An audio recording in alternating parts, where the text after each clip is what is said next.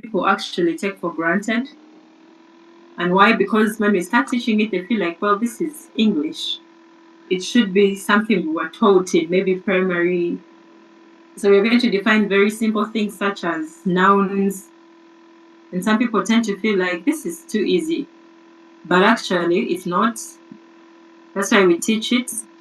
And the reason, the essence, is not just for you to cram these things and pass and go, but it's for you to improve your grammar, for you to improve your communication abilities. That is exactly why we teach these things. Now, when you talk about grammatical structures, you're going to look at the different parts of a speech. Now, what do we mean by grammar? When you hear someone talk about grammar, it is the study of how words come together to form sentences. So the English language has its own grammar. Every language has its own grammar. So different English words are able to form different parts of a speech. And now, let's look at those different parts. These are things you have learned in the past, and because people don't so much dwell onto this, they always tend to ignore them and look at them as being irrelevant, or they take it for granted. But I don't want my students to be the same. So when you talk about a pronoun, parts of a speech, there are very many, about 8. We're going to see them. The first one is a pronoun. A pronoun. What is a pronoun? When you talk about a pronoun, we look at a word used in place of a noun. A pronoun is a word which is used in a place of a noun. Now, a noun, we shall later on see it in detail, is a name of anything. Could be a name of a person, could be a name of a place, could be a name of something. So that word that can be used in place of a noun is called a pronoun. For example, examples of a pronoun are them, they, him, her, she. So instead of for example, you may want to talk about our course leader. Our course leader, Ernest Ntambi, keeps time. This is a sentence, right? Ernest keeps time. He is our course leader. So the word he, yes, represents a noun. Which noun is the course leader you're talking about? Them, you're talking about the students. Yes, you may be talking about a certain group of people. I'm talking about them. And then you ask, who are them? Those people. Then they, who are they? Him, her. These words are used as pronouns to replace a noun. Now we have another part of a speech called adverb. When you talk about an adverb modifies a verb. It also modifies an adjective or another adverb. So this one deals with the when, where, how, or to what extent something is happening or going on. Examples of adverbs are now, there, fast, fully, very, to, often. For example, someone may construct this sentence. The lecturer is often late. You see, when you say that the lecturer is late, someone may understand that maybe they're only late for that particular class. But when you say the lecturer is often late, so here you're modifying that word let, that verb let, to show that this person continuously keeps coming late, or they have an issue with keeping time.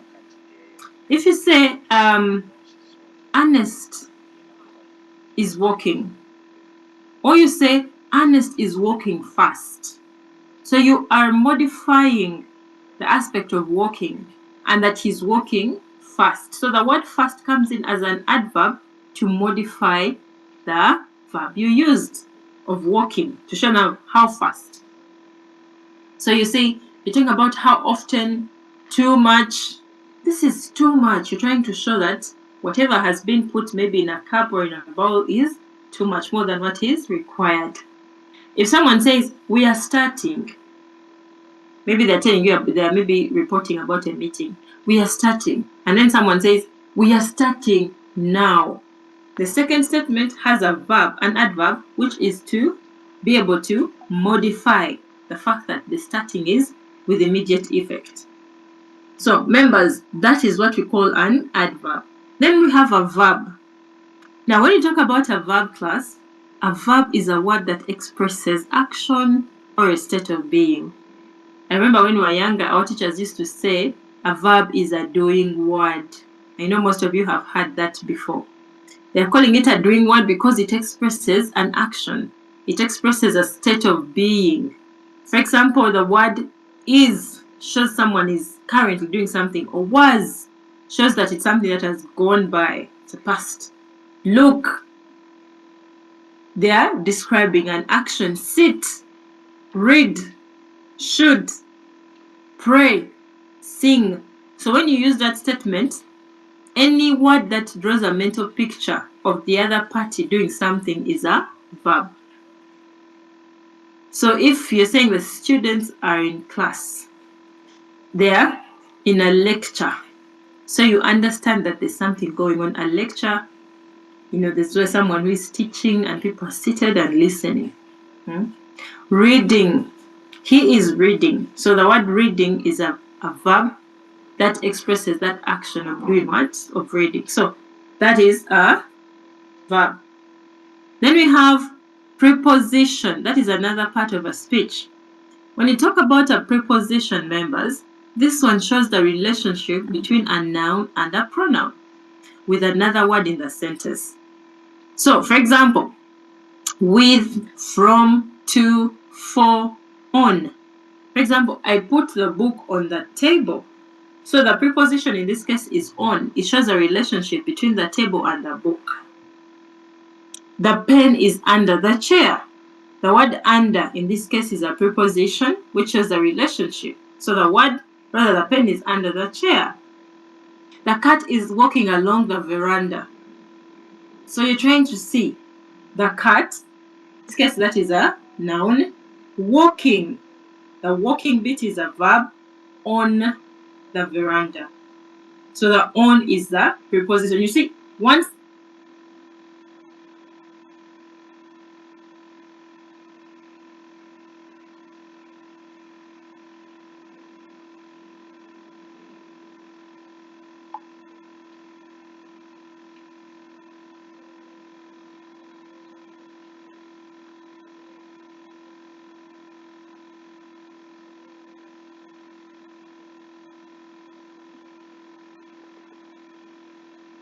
okay, so I'm having some internet disruptions, and I think this is as a result of too much rains on my side. I don't know whether it's raining wherever you people are, but can you please hear me? I want to confirm. Yes, we are getting you. Yes, we are. Where did you stop? Did you hear when I was talking about adjectives? No. No. Where did you stop hearing or understanding? Oh, Preposition. sorry. Preposition. No, I'm looking at people who have been listening throughout during the class. There could be people who are doing other things. They're probably eating or watching a movie or doing something else. Members, whenever you have online class, learn that discipline of doing one thing at a time. Avoid those things of multitasking because you're going to be affected. This is a lecture, it's a class where you need to have maximum concentration.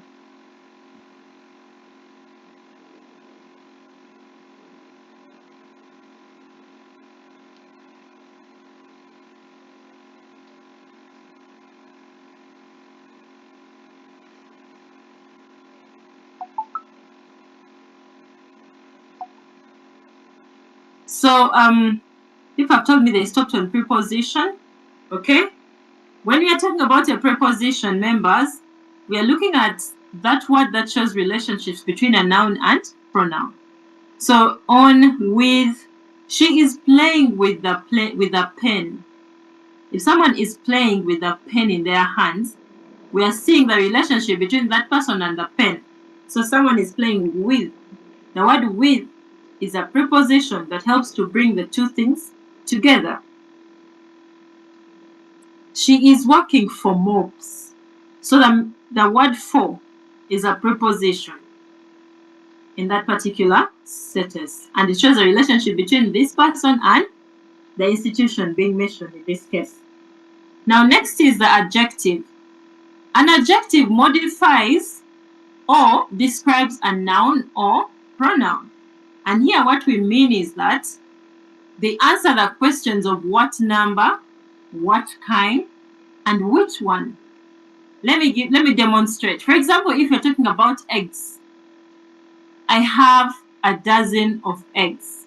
So when I put the word dozen, it helps you to know how many eggs they are. If I say I have a tray of eggs, how many eggs are on a tray? There are 30. So a tray has 30 eggs. So the word tray in this case is an adjective because it helps us to know what number of eggs do I have. If you're describing a person, adjectives also help us to describe a person to show which kind of person. You can say that fat girl, that tall boy, that slim chick. So the word slim is an adjective to describe the kind of person you're talking about. That dark-skinned lecturer, that brown lecturer, some of you call us by, you don't even know our names, you just say, hey, there's that lecturer who is dark-skinned and tall and fat. That's how you like saying it. So there you're using adjectives to describe the individual. Yes, and then we have frequent, if you're trying to show that something may be an interruption. So you can say we had a class, but it had a lot of frequent interruptions. Now here, the word frequent is the adjective. It shows that the interruptions were numerous. They continued happening throughout the class. Okay, now those are the adjectives. They normally modify or describe noun in terms of what number, what kind, which one, when especially you want to be specific. Then another part of a speech is a noun. I've already talked about this. A noun is a name of a person, or names of people, names of places, names of things or ideas. Jackie, Ernest, classroom, lecture hall, marker, whiteboard. These are all names of places, or rather names of places, names of people, names of things. And what you have to notice, a noun is used with a, or, an, or, the in front of that one.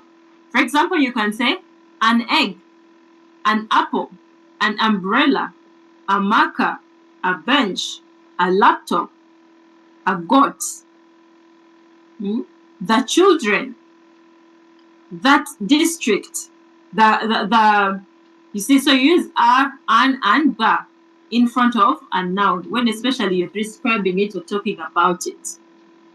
Then the next one is a conjunction. A conjunction joins words or groups of words. You see, we have various conjunctions such as and, or, but. I will come tomorrow and bring my bag along. So I'm combining two or joining two sentences. I will come tomorrow and bring my bag. I will come tomorrow and attend to you. And you have to note when do you use what conjunction. For example, you use and when statements are not contradictory, just sharing that, yes, I'm going to do this activity and there's this other added activity. But where you use or, you're trying to show a contradiction of the two. And even also when you're using but, in most cases we expect that the second statement is going to contradict the other. She loves coming early, or she comes early but leaves late. So if you're talking about a lecturer, comes early but leaves late. So you see there's a contradiction. It's either, maybe you're asking, do you want a pen or a pencil? So the word or in this case is a conjunction that has joined that particular statement. And then we have what we call interjections. Now interjections are words that express strong emotions. And these ones are normally used in oral communication where we are speaking to each other. For example, people like to say, wow, oh, alas, ouch, oops. Those words are English words and they are called interjections. And in most cases, when writing them, we put an exclamation mark. Why? Because we're expressing strong emotions. For example, if you're shocked, you'll be like, oh, wow. Some of you like to say, oh my God, OMG, Jesus Christ. So you're just mentioning someone's name as an interjection because you're very shocked. But the normal ones are the ones I've shared here. Jesus Christ is the name of the Son of God. So some people use it in their normal expressions. I've seen people say, OMG, oh my God. So those are some of the interjections, the common interjections that people use to express strong emotions.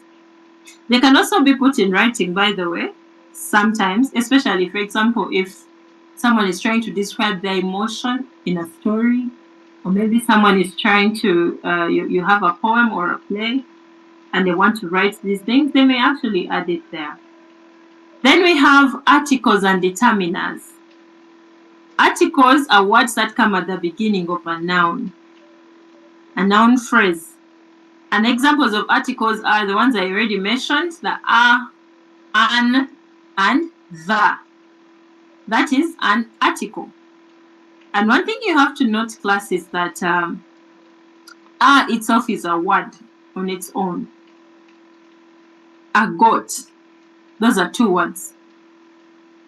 A goat in a basin. So itself is a word on its own and it's called an article. An umbrella on the table. The goat. Anyways, and also we have what we call determiners. Now these determiners are not articles, but we also use them, yes, especially when we are beginning a sentence. This, that, those, enough, much, few. Yes, these ones too are critical and we use them. For example, we talk about these pens, these books, that girl, those boys. Yes? So these are some of the determiners we use also in our communication. They can also be used in the middle of a sentence. Yes. Now, one thing you have to note is that these different parts of a speech that we've had discussed here are also used in sentence construction. But for them to be used, you need to learn to use them appropriately to be able to communicate effectively, whether it's oral or written communication. Now, before I go on, I want to have a simple exercise and ask members, when it comes to the articles are and an, when do we use a? When do we use an? I need to hear from you. By the way, whoever answers this correct will get 3 marks for the coursework, and they are free to look for me and get their marks. I'm telling you freely here. Whoever answers this question right will get 3 marks for their. By the way, let me tell you, these things are not a joke. Where I give you marks like this, you should be attentive. Why? Because these marks can be a difference between a 69 and a 70, a 79 and an 80. Can be a difference between, in fact, 47. You add your 3 marks and you have a 50 and you go. Yes, Rina, you want to answer that question? Yes, madam. Go ahead. We use article "a" when before nouns that begin with conjunctions. Then we use article "an" before nouns that begin with vowels. Is that correct? I'm asking the other class members. Please put up your hand.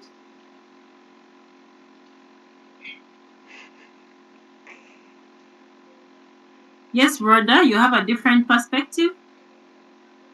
Madam, for me, I think that a is used for words that are consonants, and then an is for the vowel words. Like you can use it for the vowel words. consonants, and A is for the consonants, and then An is for vowels. Okay, thank you, Rhoda. Rina, your hand is still up. I don't know whether you just forgot it or you want to. But madam, that's exactly what I've said. Because vowels can't be words. Vowels are letters. And she has said for words that are vowels. Vowels are just letters. That's why I've said we use them before words that begin. We use an before words that begin with a vowel. Because a vowel is just like a single letter. A, E, I, O. Like it's a single letter. Okay. So thank you so much, Rina and Rhoda. You have you're close to the answer. Why at first, Rina, I hadn't agreed with you because you said we use with words that are conjunctions. If I did quote you wrong, I'm sure those who were listening also heard that and has like, okay. So to put it correct, now you later on came in and put it correct. Yes, we use a for words that start with a vowel. Not just say with a vowel, no, with words that start with a vowel. Rather, no, with words that start with a consonant. Sorry about that. A goes with words that start with a consonant. The consonants are the other letters that are not at the A, E, I, O, A, or O, depending on which nursery school you attended. So where we have a consonant, for example, the word goat is a consonant, laptop is a consonant, because the beginning, the first letter is a consonant. It's not a vowel. So we use a goat, a laptop, a bag, a pencil, a pen, a biscuit. Then where we have vowels, an umbrella, an apple, an egg, an envelope, an antelope, an aeroplane. Yes, those are simple, small things, but we need to know. I've seen some people who say a elephant. I've seen a elephant. And you see these people could even be on TikTok, busy trending, saying a elephant, this. And you keep wondering to yourself, what school do they go to? And some of these people actually, people that you admire, and sometimes they're actually wrong. Yes, and sometimes it is slang. So in the formal working environment or business environment, we try to use a formal way, do things in a formal way. So thank you, Rhoda and Rita, for being good students. Given the fact that you both shared, I'll give you 2 marks each. You will look for me and remind me. Okay, now let's go on.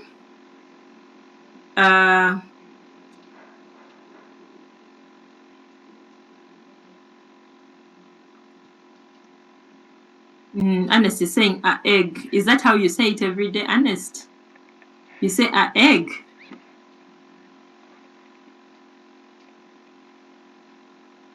Anyway, let's proceed.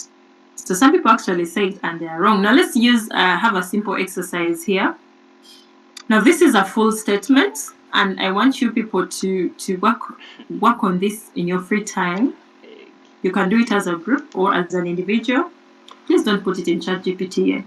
I want you to think, and maybe because when you use ChatGPT or any other AI, it's going to deter your thinking ability.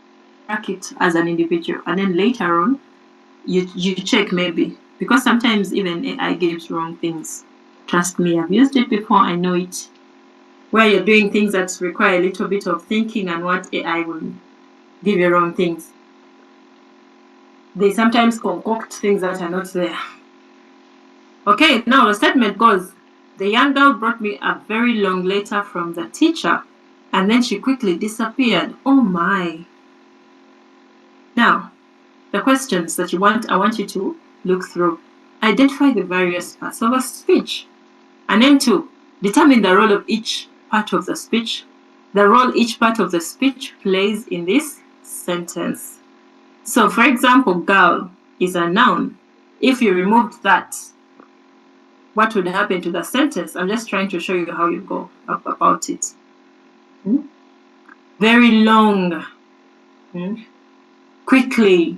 Each of these words is actually part of a speech. All these different parts of a speech help us to formulate correct sentences.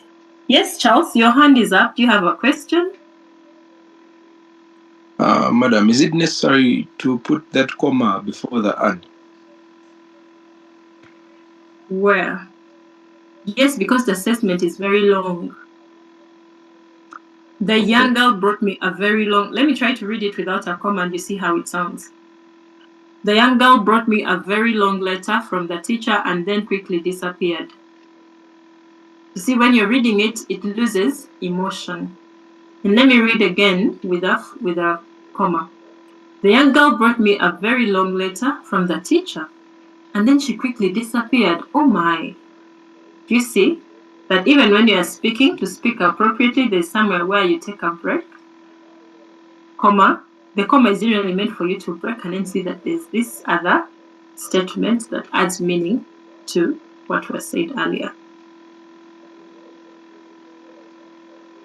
Okay, so now let's proceed. Please do that simple exercise.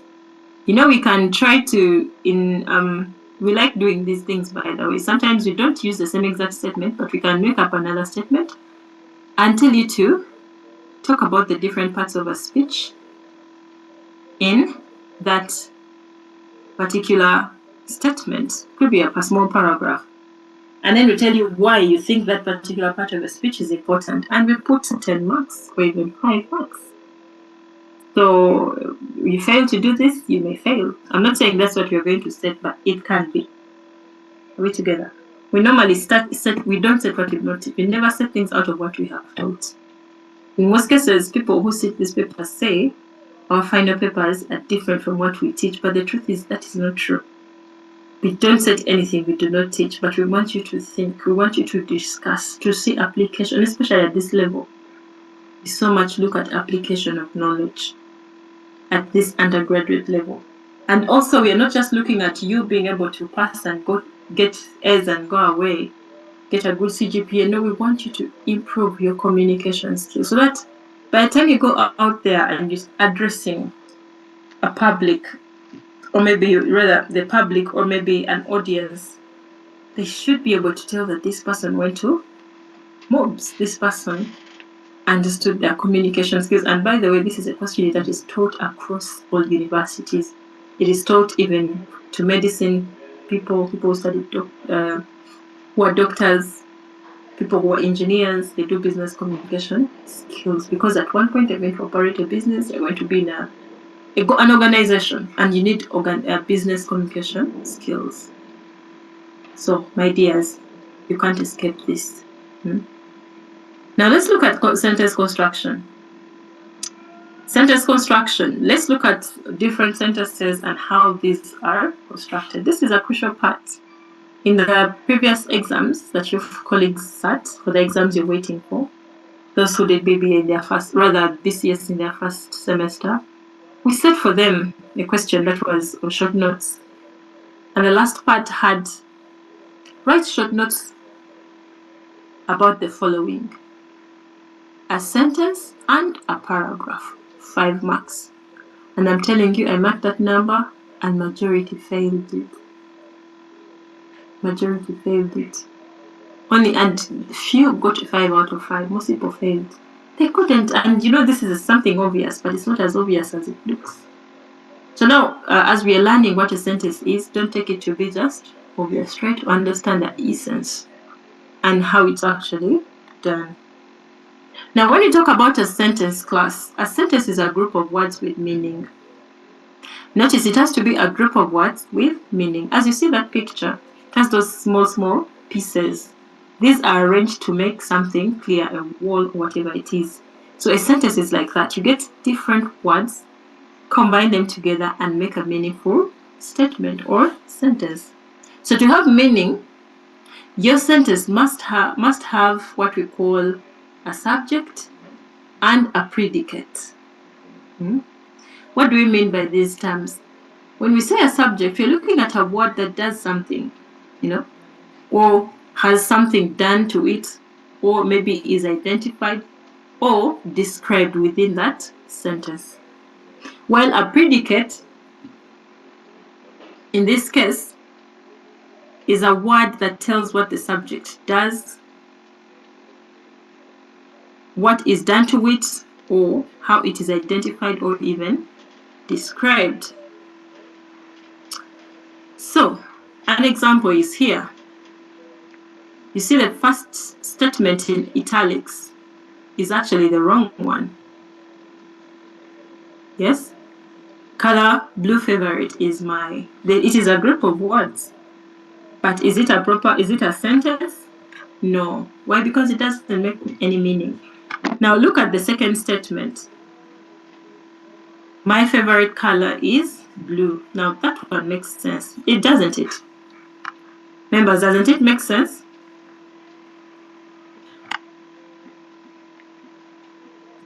It does. Yes, it does make sense. Now, that second sentence, my favorite color is blue. Let me ask, which one is the subject of that sentence and which one is the predicate? I need to hear from you.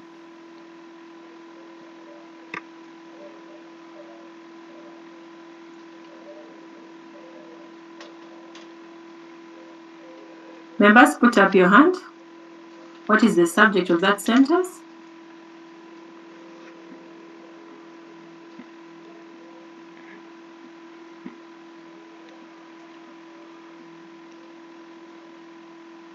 Yes, Ernest?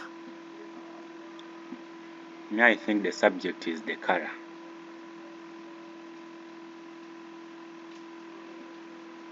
So?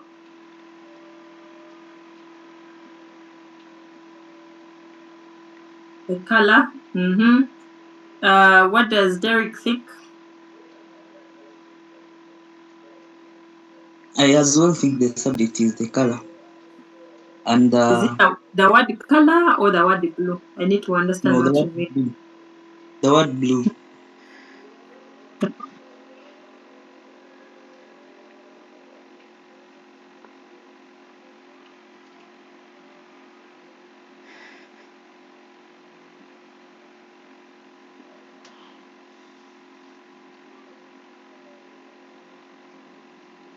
Members, can you still hear me?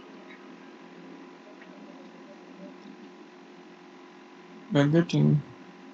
Yes, madam. Okay. Yes, another person with a different opinion?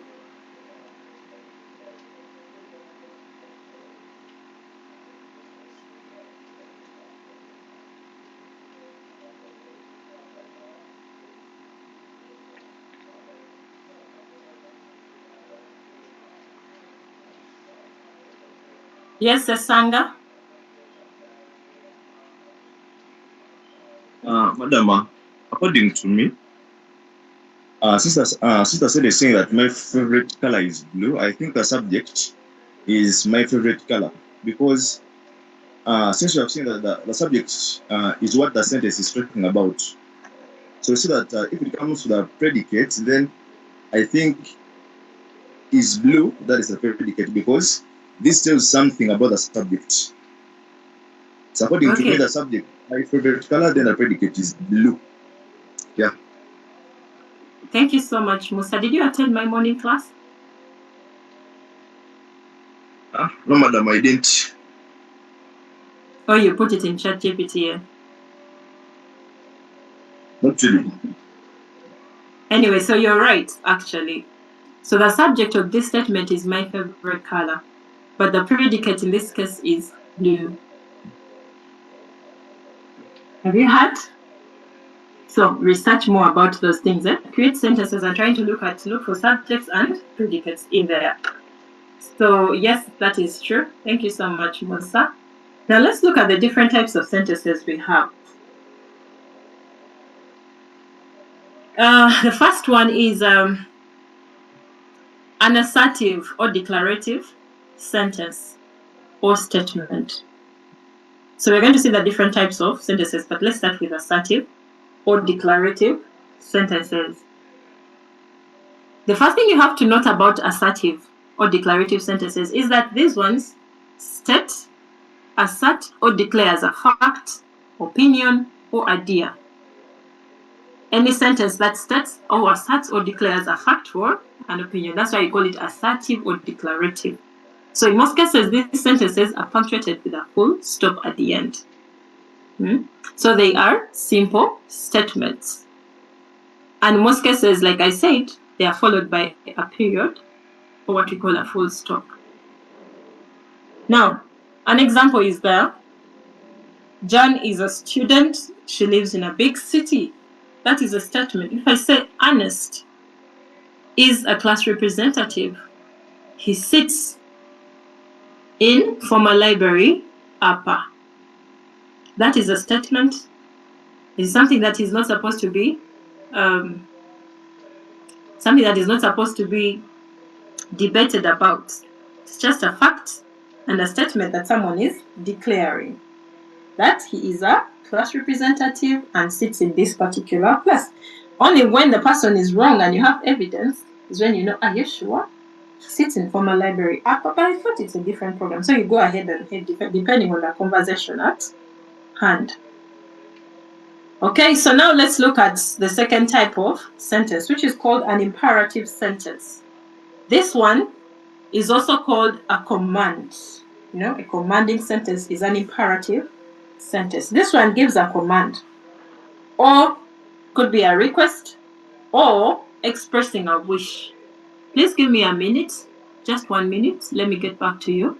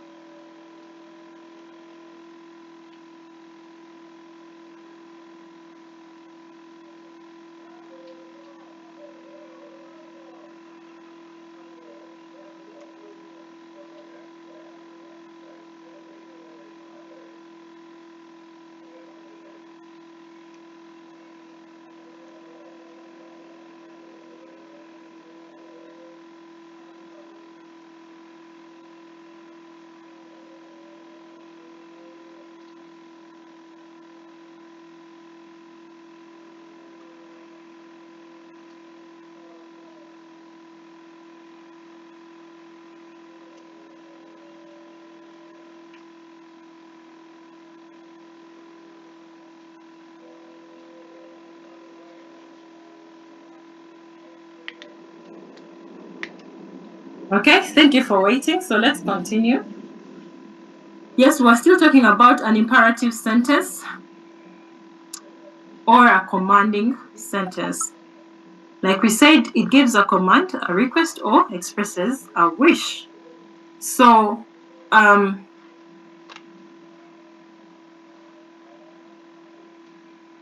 this sentence sometimes does not come with a subject. Why? Because in most cases, the command that is given is what matters. And sometimes it can be followed by a period or a full stop. It can also be followed by an exclamation mark.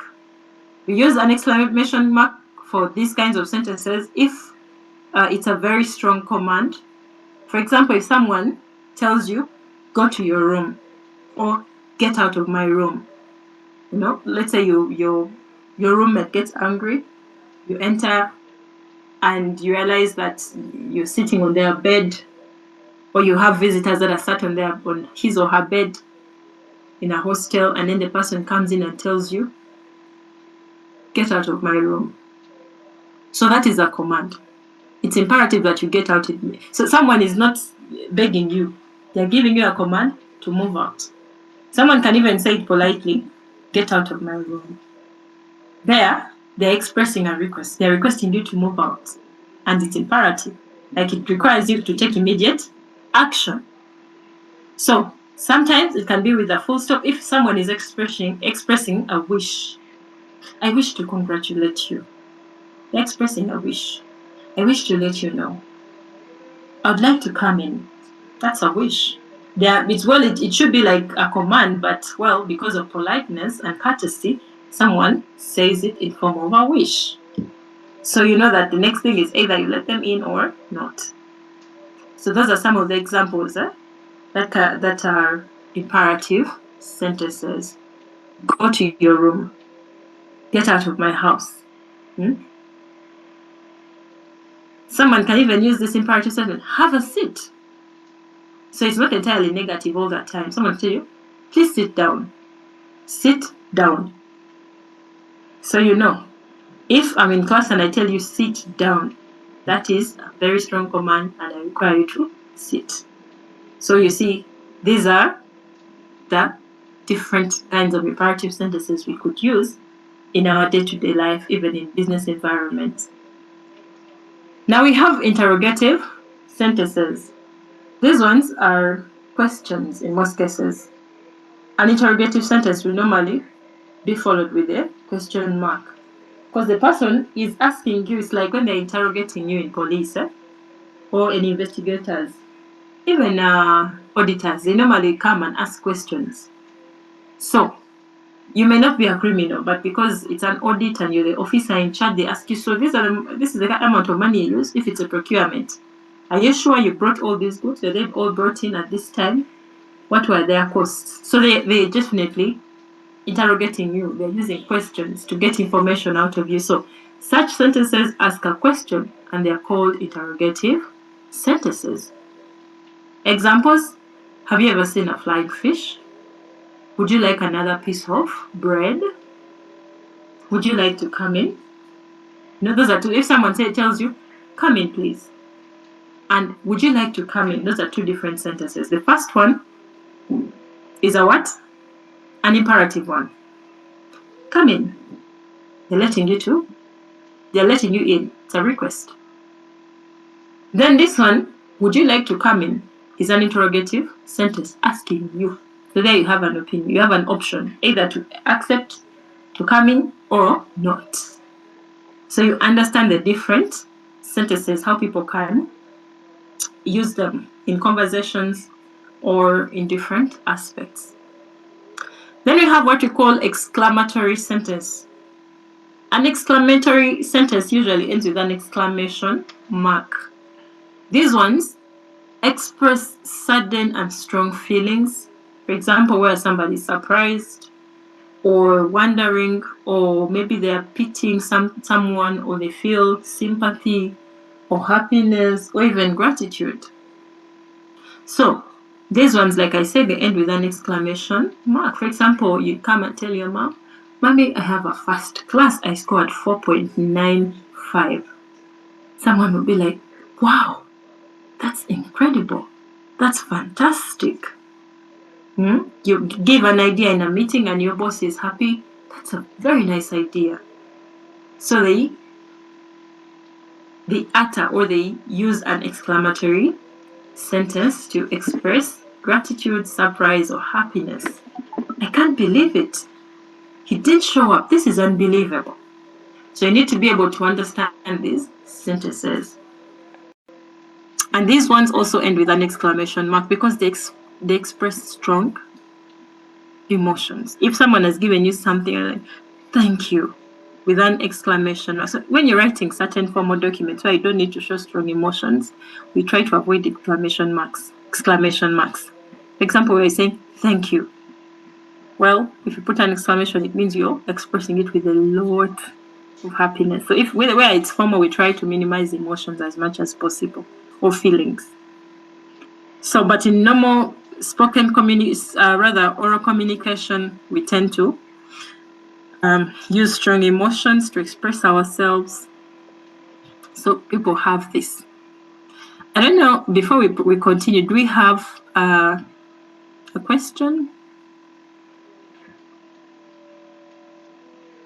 Someone is giving an example of a sentence, Mommy, I'm pregnant.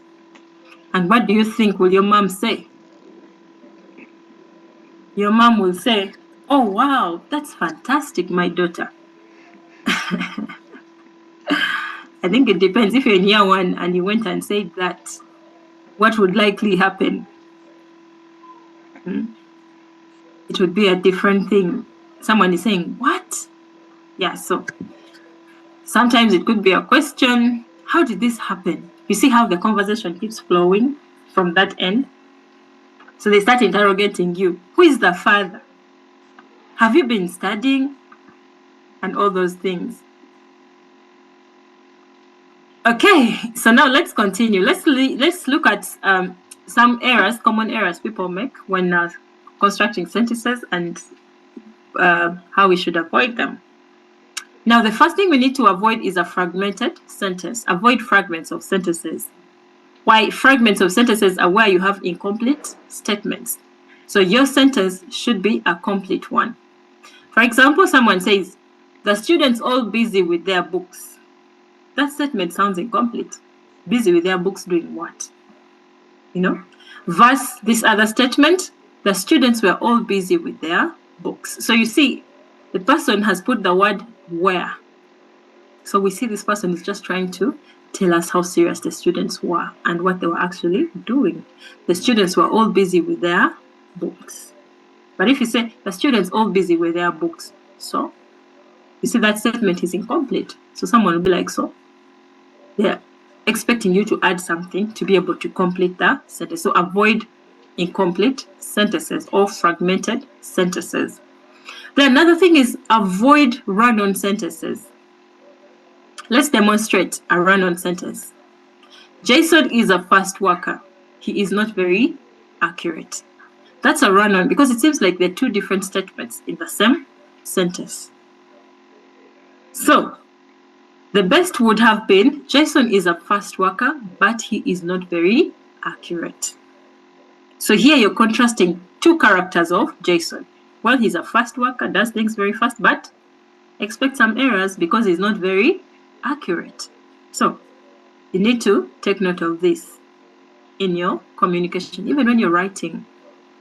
And also note that your sentences should be of reasonable length. How long should the sentence be? I think I taught this in the previous class and told you that a good sentence should not exceed 1.5 pages. If it goes, rather 1.5 lines, not pages, sorry, lines. So if it goes beyond that, then you must have a comma somewhere for someone to breathe. But it's usually 1.5 is the longest it should be.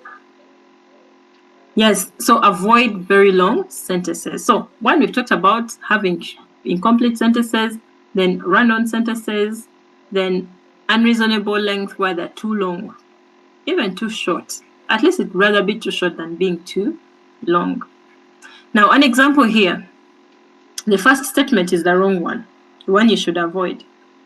I fell sick last week, that is why I could not make it for the appointment, and in any case, I believe you could not make it too, since it was raining cats and dogs and hence not conducive weather to go out. Those are 3 lines. By the time I finish reading, I need to even breathe. Look at the second paragraph. I felt sick last week, that is why I could not make it to the appointment.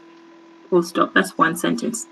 Then the second one, in any case, I believe you could not make it to, comma, since it was raining cats and dogs, hence not conducive weather to go out. However, when you're reading sentences, or when you're reading to the public, never read the punctuations. I'm only reading it because I want you to take note of it. But the best way of reading is don't mention the punctuation. Just simply do what it tells you to do. If it's a question mark, read it as a question. If it's a full stop, then pause. If it's a comma, then also pause. I fell sick last week. That is why I could not make it for the appointment. In any case, I believe you could make it too. I believe you could not make it too, since it was raining cats and dogs, hence not conducive weather to go out. So the second statement with the punctuations, with the breaking of sentences, at least it is more understandable, more reasonable, and appropriate. So this is something you need to learn in your communication. Now let's look at something else.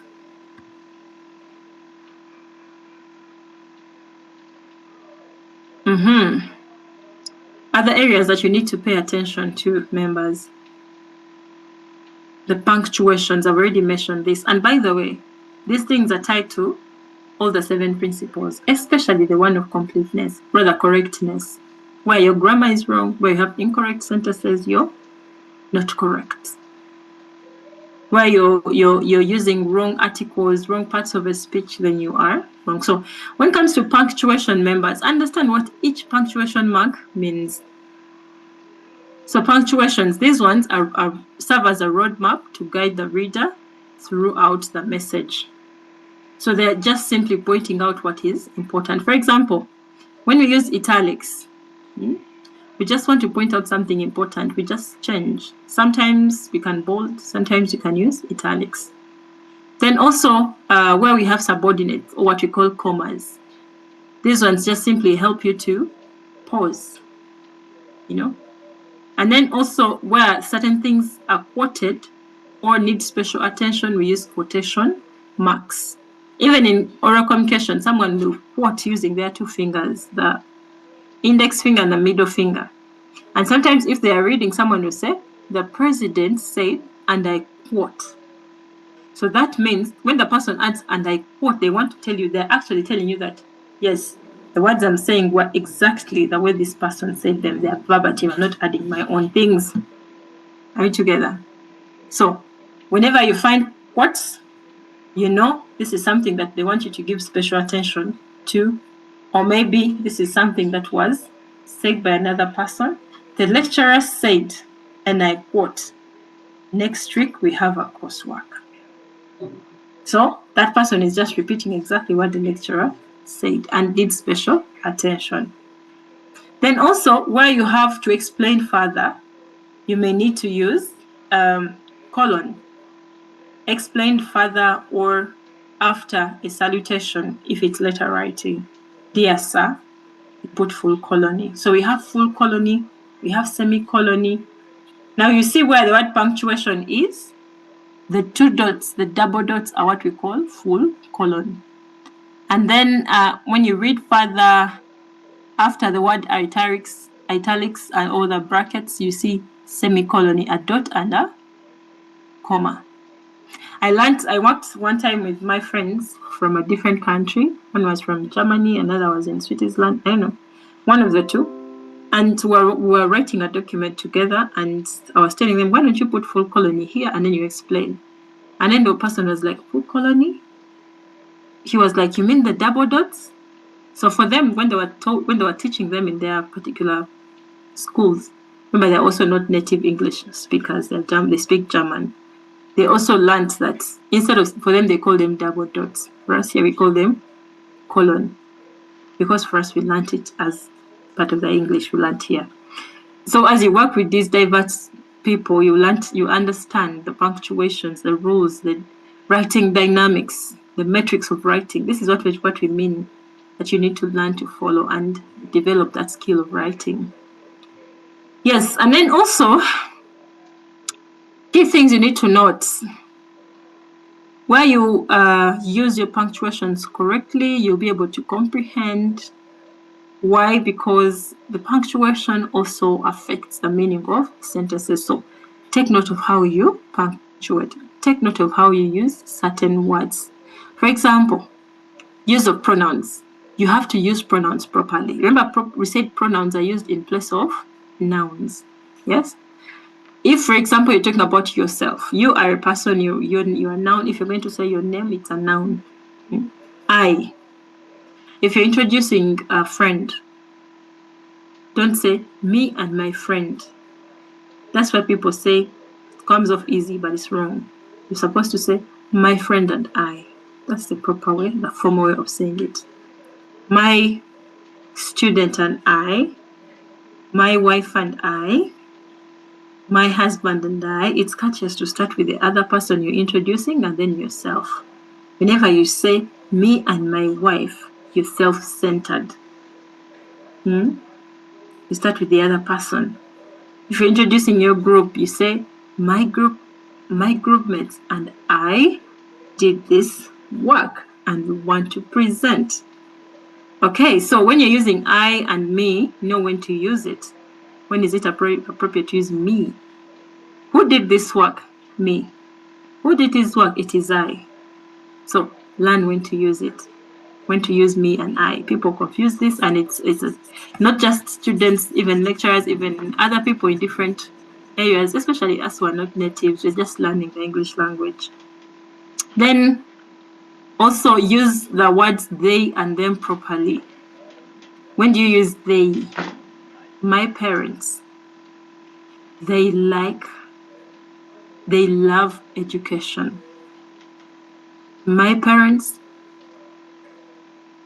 they did this. Or my lecturers, my fellow students, my group members. When do you use them?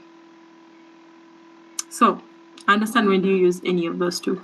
Then when it comes to contractions and possessive pronouns rather, where you're saying you are or your, you see, those are two things that can confuse. If someone tells you thank you and you want to say you're welcome, which one is really appropriate? Is it the first or the second? I need to hear from you. Is it the first or the second? The first one. Aha, that's very good. So the first one, you are, it represents you are welcome. That thing up there between you and the R is an apostrophe. We call it an apostrophe. So that apostrophe is put there to represent that this word is supposed to be you and the word are, which is A-R-E. But we say you are, we shorten it.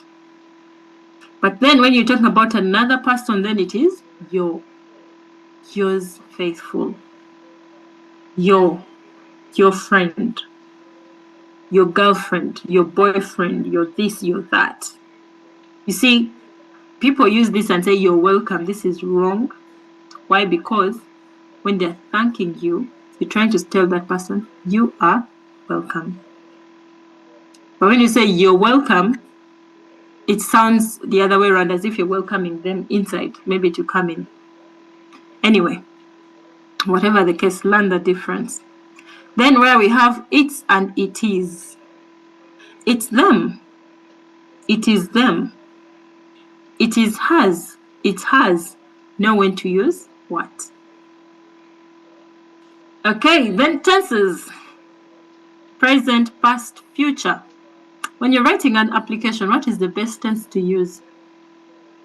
Maybe you're applying for a scholarship or applying for a job. What is the best tense? I'm asking class. Present tense. Yes, when you're applying, it's a present tense. But if you're writing a report, for example, we use past. Why? Because you're reporting things that have already happened. So with a report, we write past tense. If it's a proposal, it is something you just want to be done, but you haven't done it, we use a future tense. So in the documents you're going to write later on in your wherever you'll be employed at, you need to know what tense. If they've told you to write a report, you know it's going to be past tense because you're reporting what has already been done. If it's a proposal, I want you to submit a proposal for something, maybe for a new product, maybe for hiring people, then you may need to use future tense. The another thing is capitalization. Know when you capitalize. I know we were all taught that at the beginning of the sentence, you start it with a capital letter, which is very good. But there are instances where you capitalize even in the middle of a sentence. For example, if you're writing a letter, an application letter, and you're trying to say that you came from or you studied from Bakri University Business School. So that is an institution.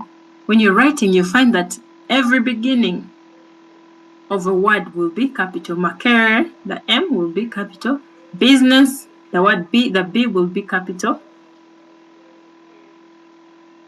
Makere, university, the U itself will be capital, then the business, capital, then the S. School also capital. Why? Because we're trying to show that this is an institution of higher learning. We need to mentioning days of a week when you're, so you should know when do you capitalize. Okay, then also use the right level of language, especially where we have some words that have the same meaning or sometimes sound the same in speech.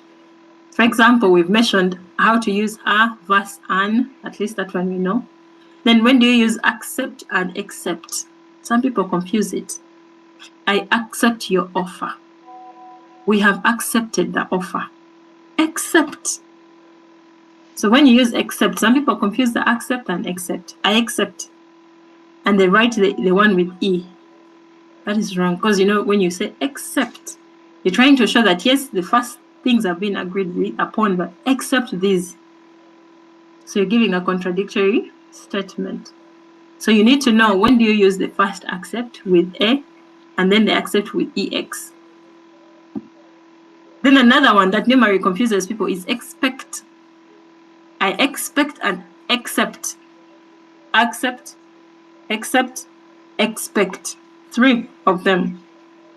Some people misuse them. So learn to use I expect that. If you're saying you're expecting, that's different. You're saying that accept, it's different. If you're saying that accept, very different meanings, though they sound similar. Then another word that is confused is anxious and eager. When do you use anxious? When do you use eager? Anxious generally comes from anxiety. So it shows someone who is worried. Someone who is anxious about something. If you're someone, I'm anxious to see you, that means this person is worried about meeting you. Maybe they're meeting their boss for the first time. But when someone says, I am eager to see you, I'm eager to meet you, they can't wait to see you. They're anticipating. Can't wait to see you. So it is favorable. The anxious is a bit negative. Then salon versus salon. That one I'm going to wait for you to read about it. That salon where you go to shave your hair or to plait your hair. Which one of the two is it? They have different meanings, so please find out and learn how to use it. So many times we tend to confuse these. And sometimes because of the American and British English, we sometimes tend to think one is American, one is English, yet in actual sense they have different meanings. Then also it's important to punctuate properly, understand what each punctuation means and when do we use it. Especially when we are teaching you letter writing, email writing, memo writing, we are so keen on the punctuations. Very keen on it because it's very essential in informal communication. Now, let's talk about formal workplace vocabulary. Formal workplace vocabulary.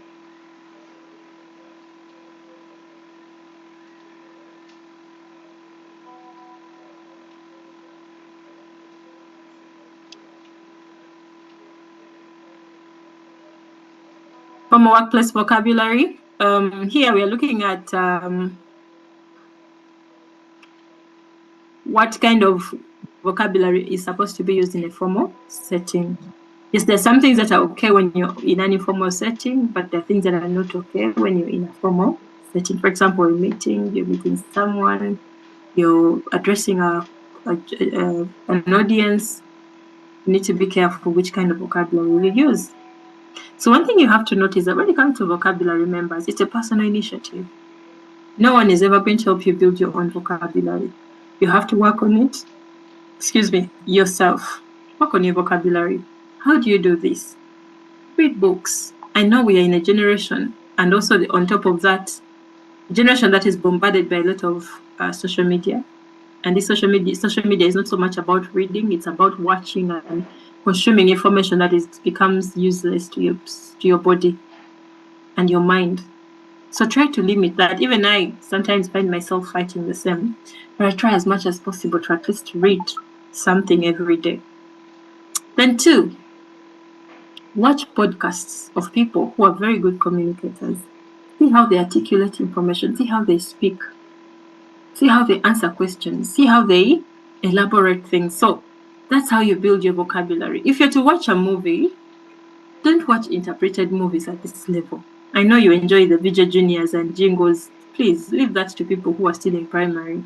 And to those people who are in Nakawa market, I'm sorry if you're here and you work in Nakawa, it doesn't mean it's a bad place, but I'm just saying people who have not gone to this level of education, try to watch those English movies that have a lot of speech work but talking maybe, and you see how do they articulate information, how do they pronounce words, and you learn from them. Don't just watch for fun, but learn.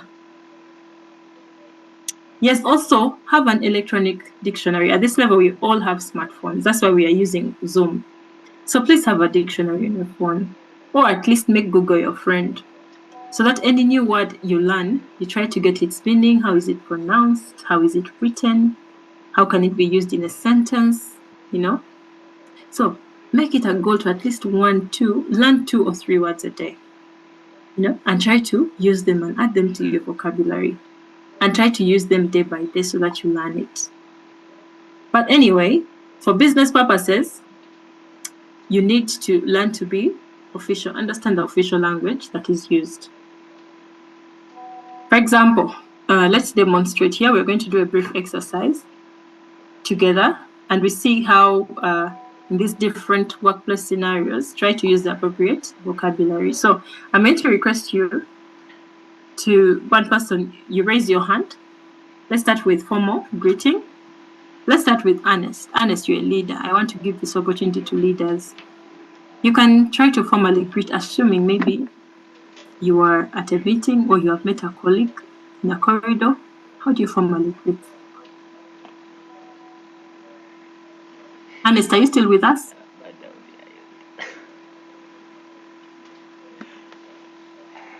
Is Ernest still on the call? Madam, I'm there, but my network. Inga, it's very clear. My dear, we can hear you very well, so there's nothing with the network. Just speak.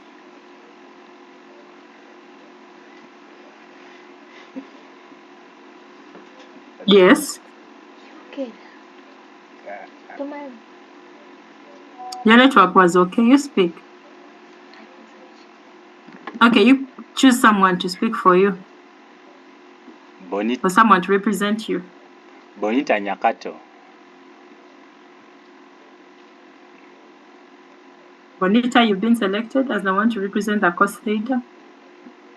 Hello. Can you Bonita, hear me? yes, we can hear you. Okay. How I would formally greet, it would depend on the time of the day. If it's morning, I would go with good morning. If it's afternoon, good afternoon. Then if it's late in the day, good evening, sir, or good evening, madam, according to the person I'm speaking to.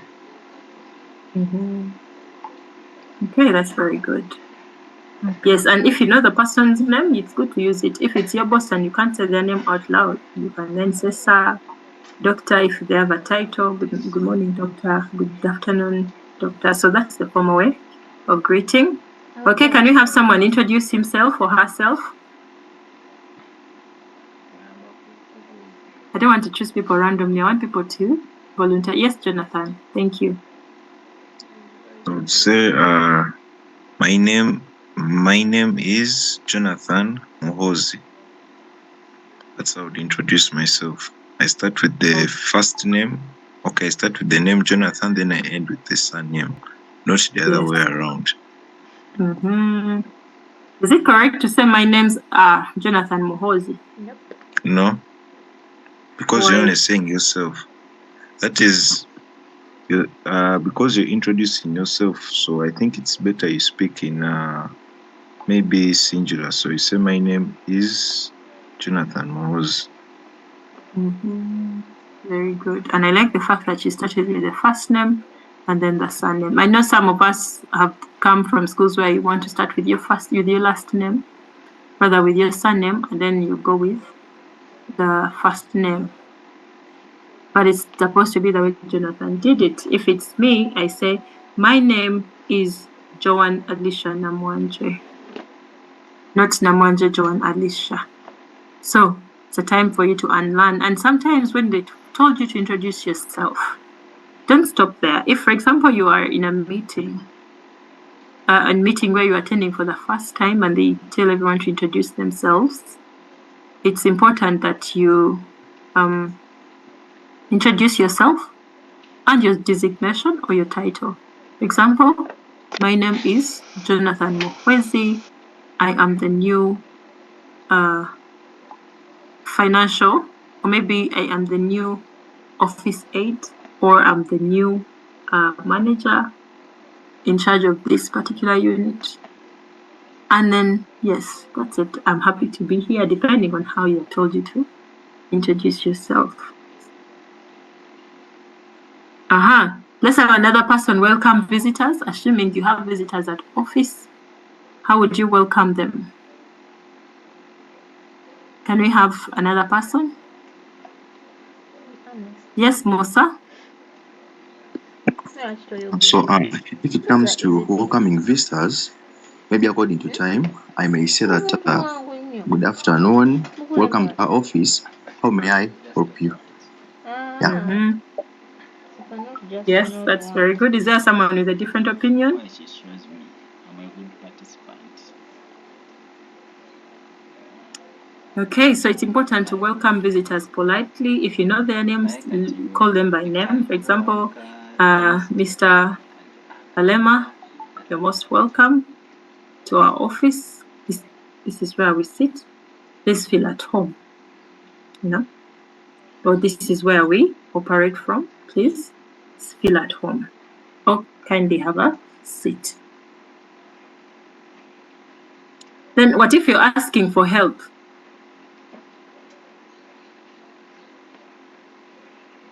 Let's say you're asking for direction. Yes, Ratifa.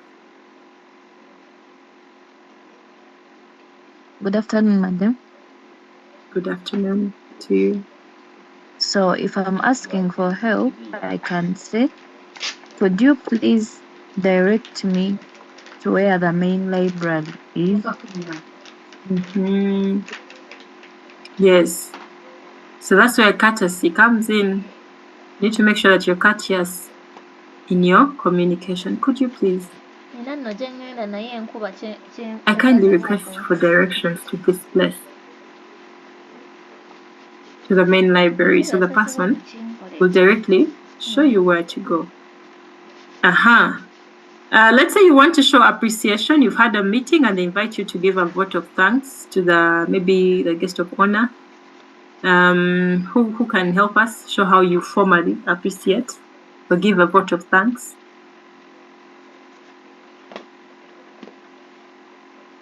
How do you show appreciation to others?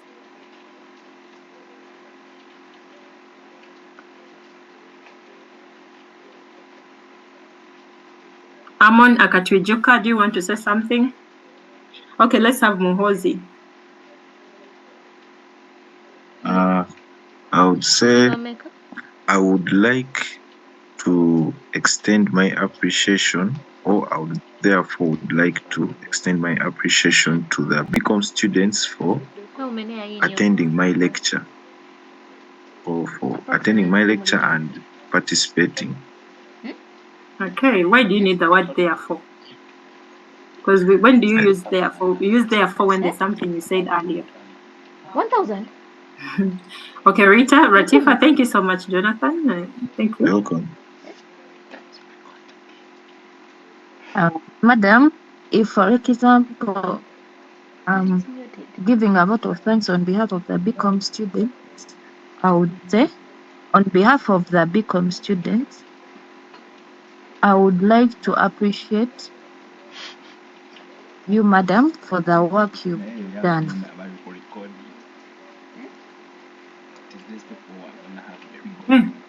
Thank you. Okay, can we have the last person to tell us what they would say if they're meeting someone they do not know? Maybe you're meeting them for the first time.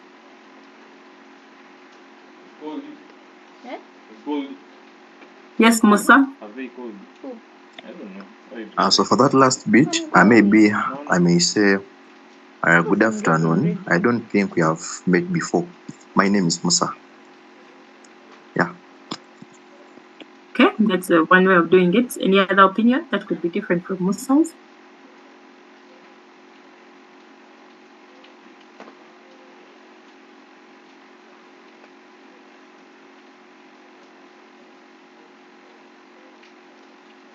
Yes, Bekita. I would say, like, if it's morning, I'd be like, good morning, nice to meet you. Good morning, nice to meet you. Okay. All right, so you're all right. It's okay. what you've shared. I love your opinions. Thank you for sharing. When you're meeting someone you do not know, it's important to introduce yourself. Good morning. My name is Joanne from this department. My name is Joanne Alicia. It depends anyway on the arrangement. You may not mention all names. My name is Joanne. I'm glad to meet you. You know, you have to show that you're happy to meet the person, or it's a pleasure meeting you.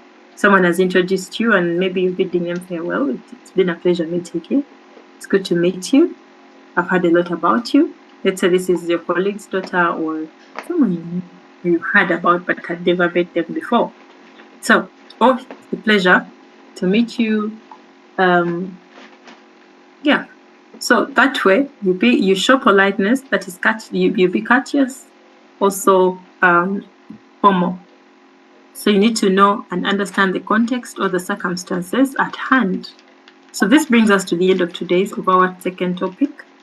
Now I need to make an announcement. One is I need your names.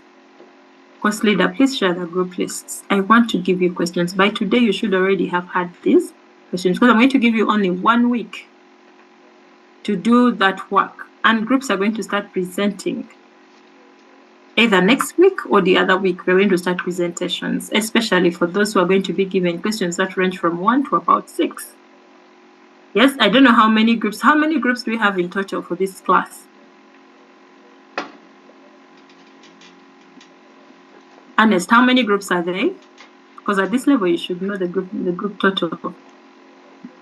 Madam, Yes. there have been 84, but some have been taken to the morning shift. So we are planning to